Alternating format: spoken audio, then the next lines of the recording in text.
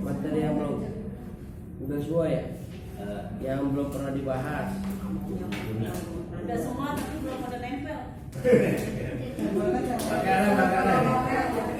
Barangkali ada materi yang dulu yang pernah dibahas oleh dosen yang lain tapi belum paham, boleh nanti. Dan kalau yang makro sama sifat bisa nggak? Makro sama? Dan sifat.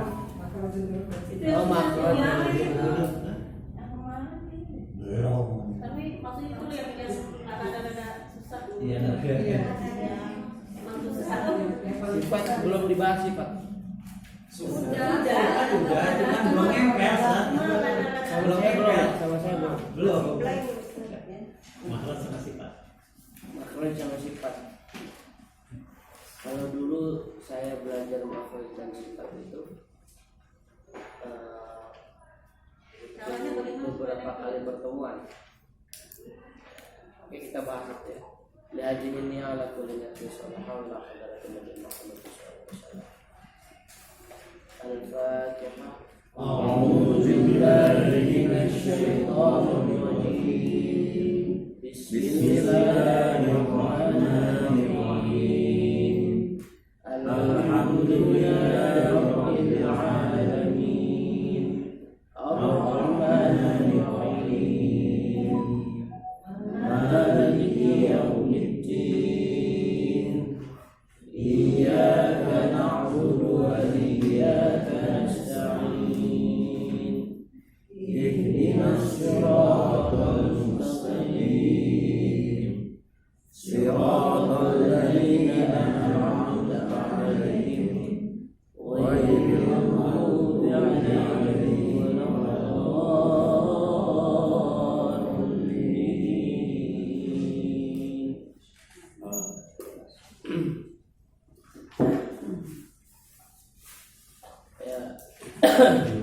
Assalamualaikum warahmatullahi wabarakatuh. Waalaikumsalam.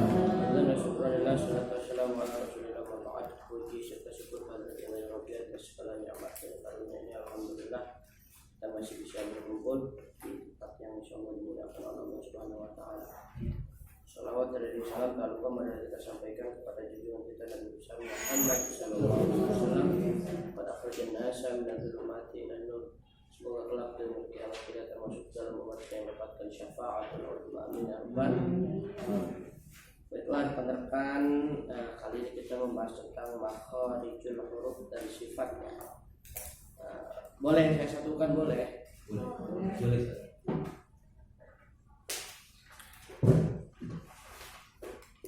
Ada sifat,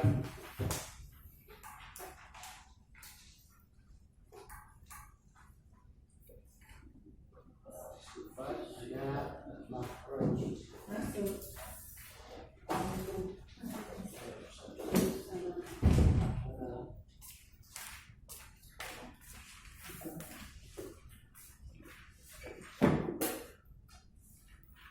Ya, ada sifat, ada makhraj. Sifat itu kita bahas makhraj dulu. Makhraj itu adalah tempat keluar.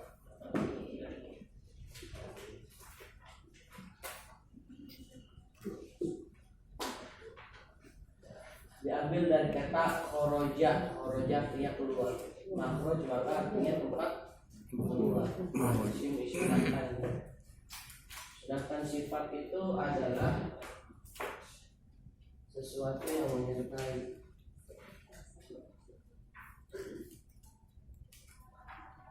Sesuatu yang menyertai. Contoh ya, manusia dilahirkan ya dari makhrajnya, kemudian membawa sifat baik, sifat baik apa? Dia belum tahu apa-apa, cuma nangis itu sifatnya. Beda dengan potensi. Nah, potensi itu disebut apa? Orang sering nyebutnya bakat. Ya, tapi potensi itu pada luas, nggak cuma bakat, ada skill. Ya, kalau bakat itu karunia. Misal nih, kalau bakat itu begini, perbedaan antara bakat, sifat ataupun skill. Bakat itu karunia. Contoh bakat itu begini. Bakat itu bisa disebut sebagai modal dasar yang Allah berikan. Ya, modal dasar. Jadi begini loh. Kalau ada orang, ya, bapaknya penyanyi, ibunya penyanyi, ya, anaknya ya 90% bisa jadi penyanyi, tapi 10% enggak. Ya. Tapi bakatnya 100% turun. Ya, karena gen dari bapak dan ibunya. Nah, bakat itu lebih besar ditularkan dari ibu. Nah, makanya laki-laki ya harus memilih, kalau pengen punya istri, kalau pengen memperbaiki keturunan, cari perempuan yang pintar, ya kan? Makanya mohon maaf, saya termasuk orang yang tidak setuju ketika orang bilang perempuan itu ujung-ujungnya ujung-ujungnya dapur. Enggak, saya nggak setuju, karena itu nanti bisa merubah. Perempuan itu yang menentukan karakter anak kita itu kayak gimana, itu perempuan ya, karena itu dia, bakat itu diturunkan dari gen ibu. Jadi bakat itu saya definisikan sebagai modal dasar. Jadi kalau seandainya ada orang tuanya itu penyanyi, ibunya penyanyi, ya bapaknya penyanyi, maka bisa jadi ya bisa 90% bisa jadi penyanyi. Tapi bisa atau enggaknya ya, itu harus dikembangkan, karena banyak juga bakat yang nggak dikembangkan. Itu ya. Nah, itu disebut sebagai bakat. Bakat ini beda dengan sifat. Ya, bakat ini ketika akan dikeluarkan itu perlu planning, ya, perlu perencanaan, baru akan keluar itu bakat. Maka ada istilah bakat yang terpendam, ya kan? Ini anak ini bagus sebenarnya nih, cuma nggak mau keluarin. Nah, bakat itu bagian daripada potensi diri, maka disebut ya fitrah. Itu bukan berarti suci, tetapi membawa potensi. Ya, kalau orang-orang akademisi itu mengartikan kata-kata fitrah. Ya. Kan manusia lisanu yang yuladu ala fitrah. Fitrah di situ artinya potensi, membawa potensi. Potensinya masing-masing. Ya. Bukan suci, ya, bukan suci. Justru dari nol, awalnya dari nol. Tapi kita mau isi apa nih? Nah, itu maksudnya. Fitrah itu salah satu potensi daripada diri kita itu adalah bakat. Artinya apa? Bakat ini modal dasar. Nah, sedangkan skill itu bukan modal dasar. Skill itu kemampuan yang diasah. Ya. Kalau ditanya yang membedakan nih, ada qari'ah, ya. Itu skill apa bakat? Skill. Ya. Suara bakat. Ya, tapi suara bagus bukan bakat. Nah, karena pada dasarnya suara semuanya bagus. Ada suara yang terlatih, ada yang tidak terlatih. Bagaimana kalau ada seorang qari'ah dan qari mempunyai anak, tapi dia nggak jadi qari? Ya, seperti contoh ya, mohon maaf, guru saya itu Kiai Muajir dan Ustazah Hajah Mawaddah, itu anaknya bukan jadi qari atau qari'ah, tapi jadi dokter, dan ada juga yang jadi seniman. Kenapa? Karena memang Nggak dilatih. diproyeksikan ke situ. Nggak dilatih gitu ya. Nah, sekarang saya tanya, kita bukan seorang qari, ibu bukan seorang qari, bapak bukan seorang qari, pengen punya anak qari-qariah, bisa nggak? Bisa. Bisa dilatih. Ya, walaupun nggak punya modal dasar, ya kan? Tapi ada skill. Nah, skill inilah salah satunya yang menempel pada sifat. Skill itu dipengaruhi oleh sifat, dan skill juga bisa mempengaruhi sifat. Gitu. Jadi antara skill ya, ya dengan sifat itu mempunyai korelasi, mempunyai kesinambungan. Saya kasih contoh begini. Ya. Ada orang mempunyai skill ya, untuk menciptakan sesuatu. Ya. Maka sifatnya akan bermain, akan mendorong dia untuk menuju sesuatu yang dia inginkan, itu yang ingin dia ciptakan. Ya, maka sifat uletnya dia keluar, ya kan? Karena skill itu bisa merangsang sifat. Begitu juga sebaliknya, skill bisa mempengaruhi sifat apabila ya, skillnya lebih dominan. Contoh, ya, contoh buruknya nih, ya, koruptor, ya. Padahal sifat kejelekan dengan sifat kejelekan dengan sifat yang benar itu lebih gede mana sih? Lebih gede yang baik, yang benar, sifat-sifat yang benar, yang dermawan segala macam. Di diri kita tuh pasti lebih ada. Yang ini nih terkubur nih, tapi bisa dibangkitkan dengan kemampuan yang kita punya. Contoh, ya, adanya kesempatan. Ya, skill kita bermain di situ. Akhirnya apa? Nih, yang awalnya tertidur, sifat serakah kita bangun. Nah, seperti itu. Nah, maka kita harus mengasah skill kita itu ke arah yang lebih baik. Gunanya untuk apa? Memperbaiki sifat.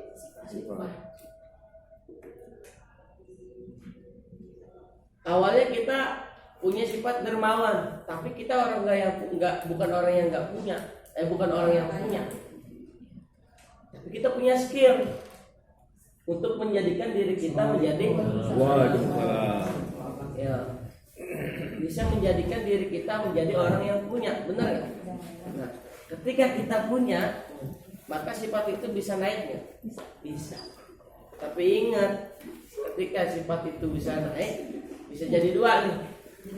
Nah, bisa jadi hedon, bisa jadi dermawan. Itu sifat. Nah, kenapa? Maka itu dia, skill harus betul-betul dikontrol.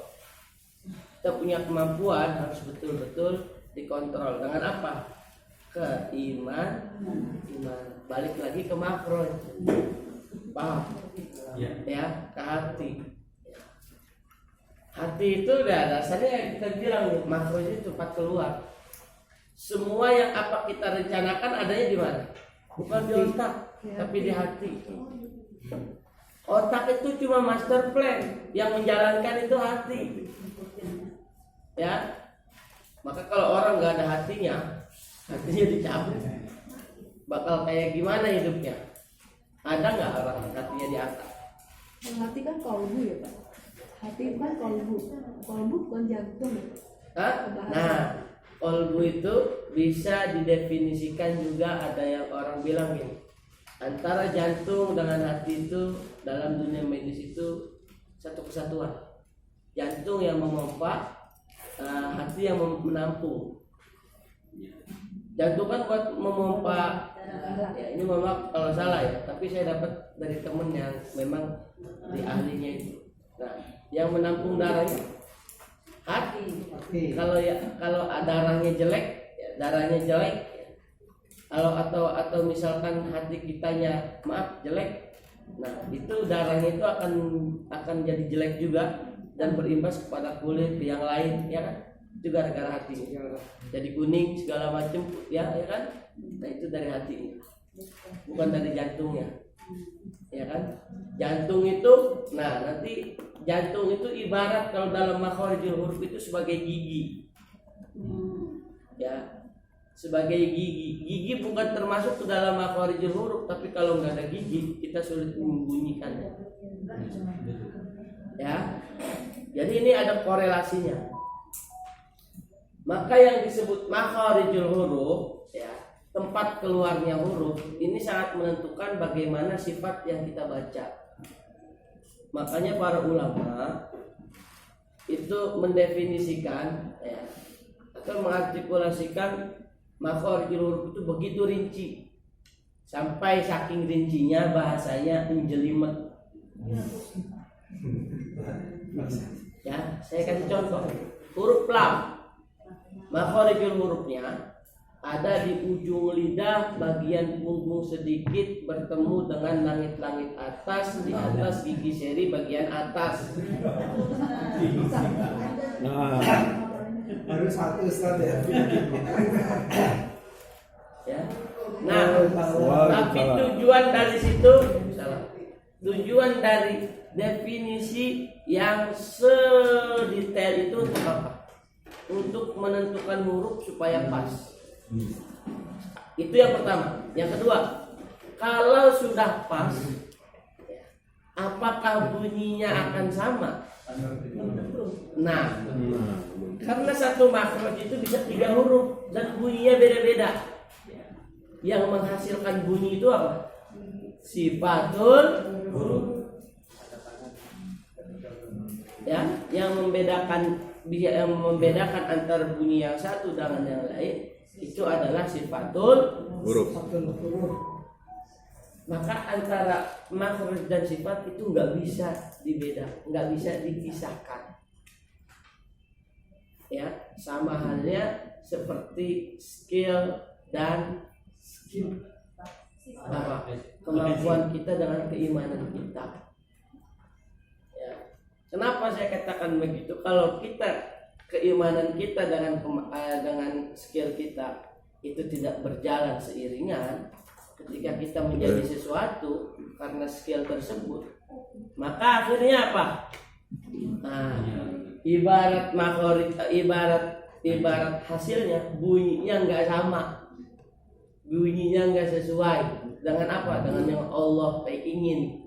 Jadi hasil daripada skill dan keimanan tadi dengan hati itu akhirnya nggak berjalan beriringan.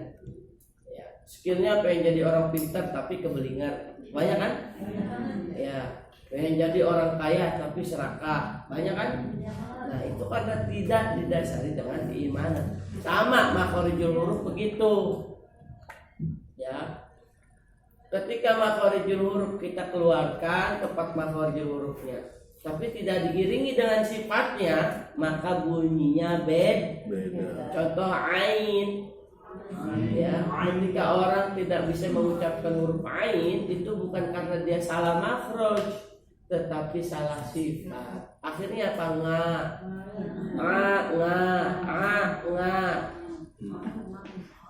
Ya, huruf ghain, go. Ya, goin, ogin. Ini ada ogin ya.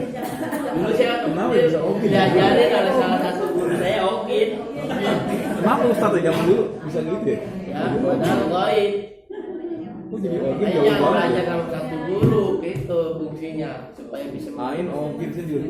Tebet Ya. gitu man. Nih, jadi kembali lagi ya. Pak Kopkap. Ada sifat, ada makhraj.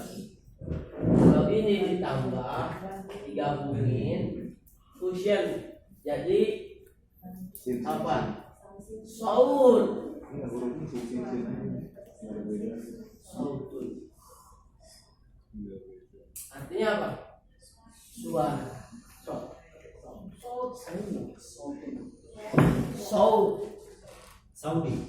Sautun.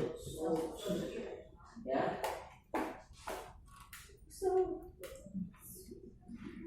Nah ini ada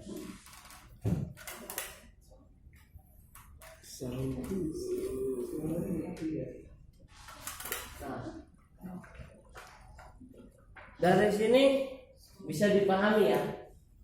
Jadi yang terpenting adalah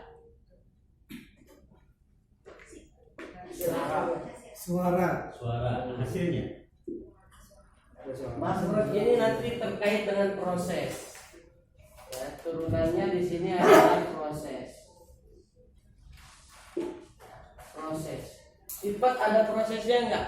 Sifat itu ada prosesnya, tapi lebih banyak di makhorijul huruf. Ya. Karena sebetulnya kalau kita sudah menemukan makhorijul hurufnya, biasanya ketika kita mengaplikasikan sifatnya itu gampang. Ya. Emang menghafal itu definisinya itu udah. Nah, itu dia memang. Jangankan ibu, jangankan Nah, yang paling benar aja bacanya. Definisinya nggak apa. Ya. Yang pakai ini dan ini. Ujian nggak usah keluar itu. Hah? Ujian nggak usah keluar itu. Enggak lah. Yang punya kita aja yang kita keluar. Udah diambil nilainya. Ya. Dikit-dikit. Kasihan, terzolim saya. Biar gitu udah disampaikan. Gambar semua. Jadi begitu ya. Ketika kita belajar makhorijul huruf dan sifatul huruf, ya, titik utama yang perlu kita kuasai itu adalah bunyi atau suara. Ya, bunyi daripada huruf tersebut. Sautul huruf. Ya, sautul huruf. Contoh. Jim. Coba ja, aja. Itu sudah termasuk Ja. dengan 6 sifatnya huruf jim. Kita sebut. Ya. Kalau begini doang nih. Nah, nggak ada sifatnya, cuma makhorijul huruf. Tapi kalau aja. Jim bersama 6 sifat yang melekat pada huruf jim tersebut. Pola yang di Tahu sifatnya? Polanya. Nah, huruf jim. Nah, itu harus kita bahas satu-satu. Karena satu huruf itu mempunyai 5 sifat. Satu huruf punya 5 sifat. Itu paling sedikit. Paling banyak 7 sifat. Siapa? Huruf ro. Ya, huruf jim salah satunya yang kita tahu banget itu adalah qalqalah. Karena hurufnya qalqalah sedikit gampang kita hafal. Nah, letak huruf jim adanya di mana? Di tengah lidah, bertemu dengan langit-langit atas. Aja. Kalau kita sebut huruf jim, pasti dia akan naik. Ya. Ke langit-langit atas. Coba bisa nggak lidahnya diam aja? Jim.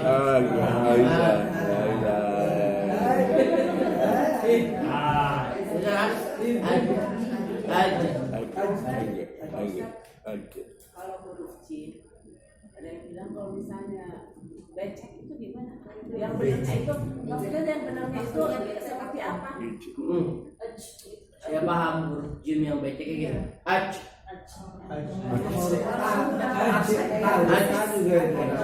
Ada yang Jadi kayak Ustaz habis minum jadi nah itu jadi kayak huruf C ya. Nah, itu yang salah di mana sifatnya? Kenapa? Karena membuang huruf qalqalah. Ya. Syiddah artinya apa? Syiddah kuat apa yang kuat, tertahan, nahannya kuat, termasuk huruf syiddah dia. Ya. Huruf qalqalah, semua huruf qalqalah hurufnya huruf syiddah, harus tertahan. Kalau nggak tertahan, ya ini nggak bakal jadi qalqalah. Tadi bukannya mantul. qalqalah mantul karena apa? Tertahan nggak? Tertahan di bawah. Kalau nggak tertahan, jebol ke bawah gitu maksudnya. Jadi aja. Nah, setiap qalqalah sifat huruf yang mempunyai sifat qalqalah pasti dia syiddah. Buat. Iya. Ajidu qatin bakat. Baju di toko ada di situ nggak? Ada. Ya. Nah, Hamzah sama-sama syiddah tapi gak qalqalah. Makanya begitu. Iya. Tertahan syiddah kuat tertahan. Ya, begitu kan? Nah, maka ketika kita belajar, ini kalau saya bahas satu-satu nih. Makhorijul huruf. Kelas sebelah kita dibahas satu-satu makhorijul huruf. Lalu beberapa makhorijul huruf, Ustaz, pusing Ustaz. Lah katanya pengen, saya tinggal bahas. Saya bilang gitu, mau cara yang gampang, yang simpel, apa mau dijelasin satu-satu sih? Ustaz jelasin satu-satu aja biar jelas. Ternyata malah bikin pusing. Intinya begini, kalau kita belajar makhorijul huruf, nih dengerin. Kalau kita belajar makhorijul huruf, ya, yang perlu diperhatikan itu makhorijul huruf lisan. Iya, ada makhorijul huruf kan ada yang jauh, rongga mulut, itu gampang pengucapannya. Ada makhorijul huruf apa namanya faisyun, gampang, hurufnya 2 nun dan nun. Ada makhorijul huruf syafatain, bibir, gampang, hurufnya 4, mim, ba, fa, waw, ya kan? Ada makhorijul huruf halqi, halqiyah tenggorokan, nah ini agak susah, hamzah, ain, ha, wain, kha, ya, ada 6. Nah, yang paling susah itu makhorijul huruf lisan. Bukan susah mengucapkannya, tetapi susah mendefinisikannya. Karena berkaitan dengan lidah. Contoh huruf ba, huruf dot. Saking pusingnya ulama mendefinisikan huruf dot makhrajnya ada di mana. Ulama tuh bilang begini. Dot itu ada di tepi lidah. Tepi lidah. Ya, kenapa bahasanya tepi lidah bukan ujung lidah? Padahal ujung dengan tepi itu sama. Bener nggak sih? Ujung dengan tepi sama? Sama. Tepi pantai, ujung pantai nggak? Ujung pantai. Ya kan? Nah, kenapa ya dibahasakannya sebagai tepi? Karena tepi itu bisa kiri, bisa kanan, bisa depan. Ya, maka ketika kita mengucapkan huruf dot, boleh tepi kiri, boleh tepi kanan, boleh tepi depan. Dot. Ya. Kalau yang lidahnya panjang pakai tepi depan. Kalau yang lidahnya pendek, ya, tapi lebar, bisa ke kiri, bisa ke kanan.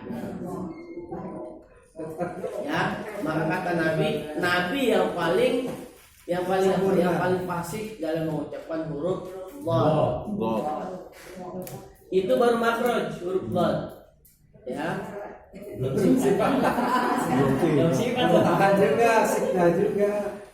Ya. Jadi luar biasa ya belajar. Luar biasa. Satu semester. Ya, jadi bagaimana yang harus kita pelajari? Kalau dipelajari satu-satu itu berat, ya. Mikirnya gitu kan kita. Gampang. Pelajari bunyi hurufnya. Kalaupun makhorijul huruf kita salah, tapi bunyinya betul, maka masih dibenarkan.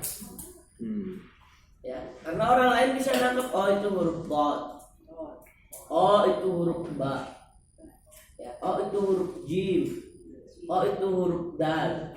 Kenapa? Karena yang kita sampaikan bunyi hurufnya.